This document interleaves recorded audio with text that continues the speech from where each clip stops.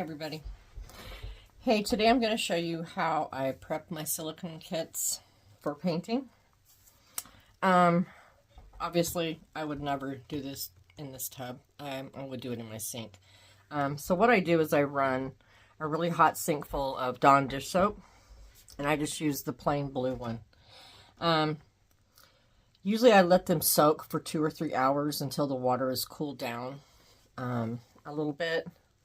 And then once the water is cooled down, I take a non-latex wedge, and always test your wedges to make sure that silicone will cure on them, and then you know that they're safe to use for the whole process. So I use a wedge and I just scrub them down as best as you can. Make sure you get in between here too, because your paint's going to come right up to the edge. And just scrub them down really well.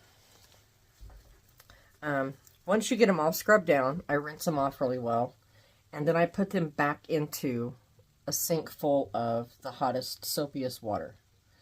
And then I leave them overnight. I'm sure they'd be fine if you just left them for a few hours, but I leave them overnight, and then that way any of the residual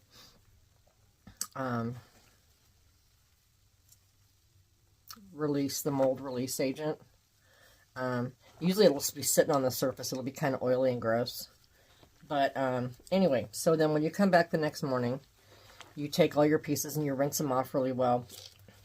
And then you let them dry. Okay? Once they're dry, I'm going to move this out. So once they're dry, you can come back in.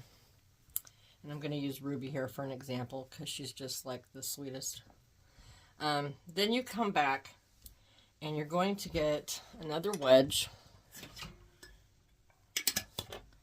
And you're going to just saturate it really well with 91% rubbing alcohol. And always try to get the higher concentrate of alcohol. And you're going to scrub them down again using a non-latex wedge. And you're going to just scrub them really well. Again, you're just trying to make sure that there's no mold release left on the kit. Okay, and after that is done, you let your alcohol dry. It kind of flashes off.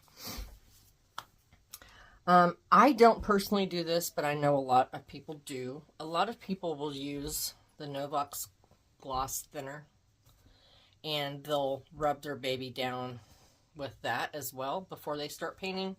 I've heard other artists say that the Novox helps open up the pores of the silicone, and it accepts the paint and the silicone that you're applying to it. Like I said, I've never done it. I've always just done the alcohol rub down. But again, this is just my method. Other people do a lot of different things. Some people spend a whole week prepping their kit. I personally have not had any issues with any kind of inhibition on my kits, but that's not to say that it wouldn't happen. You know, you just never know. So, yeah, just look around, do your homework. I mean, try whatever you need to. Not every kit is exactly the same, depending on where they're poured. And the skill of your pourer also makes a difference. But just always make certain they are as clean as you possibly can. A lot of people use gloves. I don't, because some gloves,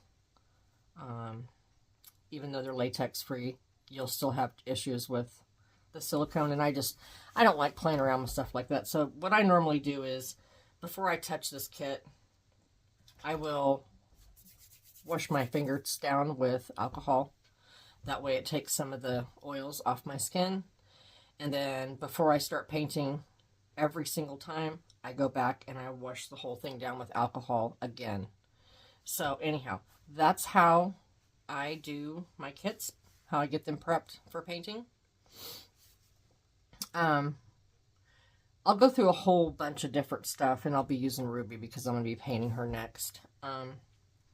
So yeah, so I'll do another video of tools.